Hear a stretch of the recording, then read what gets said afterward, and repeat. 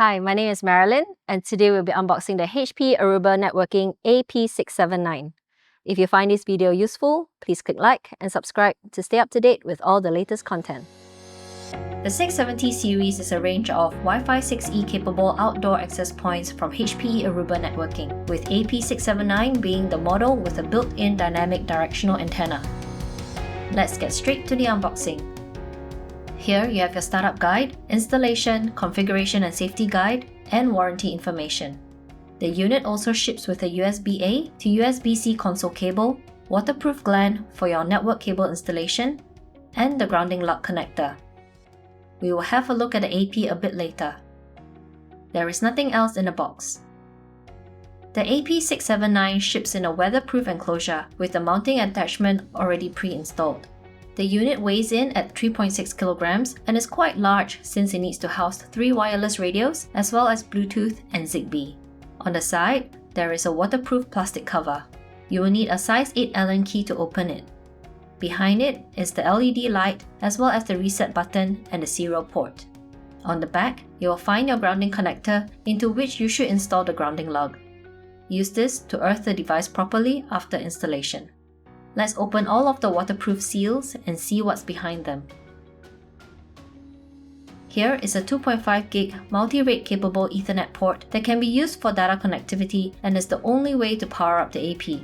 Please note, you will need a Class 6 PoE switch or power injector delivering 4.5 watts to fully power up this access point. When installing the cable, you should thread it through the waterproof gland before connecting, like so. You may need a licensed electrician or a cabler in order to terminate the cable prior to the installation.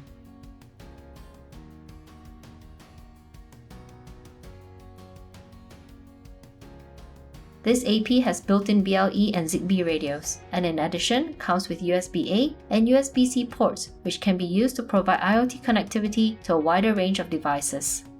The AP also includes an SFP port, providing optional data connectivity over fiber. Please note, only industrial temperature transceivers should be used and installed in conjunction with the SFP strain relief kit. When using fiber transceivers, you will need to power up your AP through the Ethernet port. There is a range of AC and DC powered outdoor power injectors that come with surge protection built in. On the other side, there is a removable sticker with your serial number and MAC addresses. Note that the AP-679 includes a dynamic directional antenna and is typically mounted with the face pointing towards the desired coverage area. The antenna can be provisioned in software with either 90 by 30 degree or a 30 by 30 degree configuration, which makes it perfect for sector coverage or point-to-point and point-to-multipoint deployment options.